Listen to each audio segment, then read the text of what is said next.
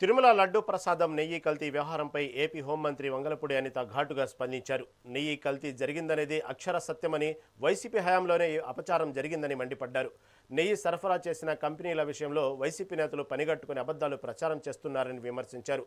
Bhole Baba milk products ఇతర కంపెనీల మధ్య ఉన్న వ్యత్యాసాన్ని గ్రహించకుండా ప్రజలను తప్పుదోవ పట్టిస్తున్నారని ఆగ్రహం వ్యక్తం చేశారు. కల్తీ నెయ్యి సరఫరా చేస్తున్నారని తెలిసినా గత ప్రభుత్వం టెండర్లు ఎందుకు రద్దు చేయలేదని నిలదీశారు.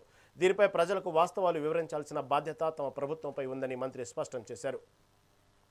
ఎలకను కూడా దొరకదు. ఇక్కడ హెరిటేజ్ని టచ్ చేస్తే ఎక్కడైనా ఏమని అంటారంటే కొండను తవ్వి ఎలకను పట్టారా అంటారు సాధారణంగా.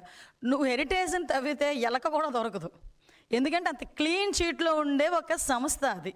అటువంటి పరిస్థితి నుంచి ఈరోజు మనకి అది కూడా ఎందుకు పెడతారంటే వెబ్సైట్లో పెట్టారు. అది వాళ్ళేం దాచుకోలేదే, వెబ్సైట్లో పెట్టారు. ఎందుకు వెబ్సైట్లో పెట్టారు? యాక్చువల్గా స్టాక్ ఎక్స్చేంజ్కి వాళ్ళు ఇన్ఫర్మేషన్ ఇవ్వాలి, ఎందుకంటే బికాస్ ఆఫ్ ఇన్వెస్టర్స్కి తెలియాలి.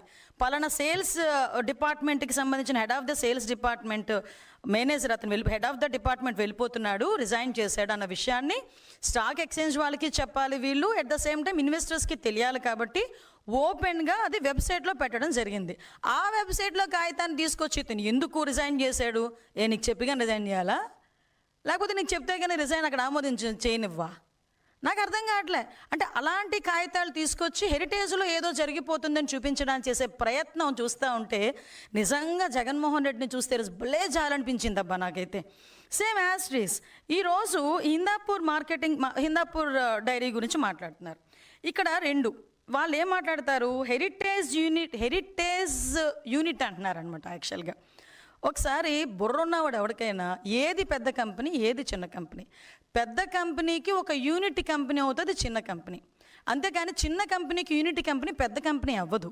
ఇప్పుడు హెరిటేజ్ ఫర్ ఎగ్జాంపుల్ డైలీ 20 లక్షల లీటర్ల పాలు ప్రొక్యూర్ చేస్తే దానికి డబల్ మిల్క్ ప్రొక్యూర్ చేసేది హిందాపూర్. అంటే 40 లక్షలు డైలీ లీటర్లు ప్రొక్యూర్ చేసేది. అటువంటిప్పుడు హెరిటేజ్ యూనిట్ ఎలా అవుతుంది హిందాపూర్? ఒక్కసారి ఆలోచించండి.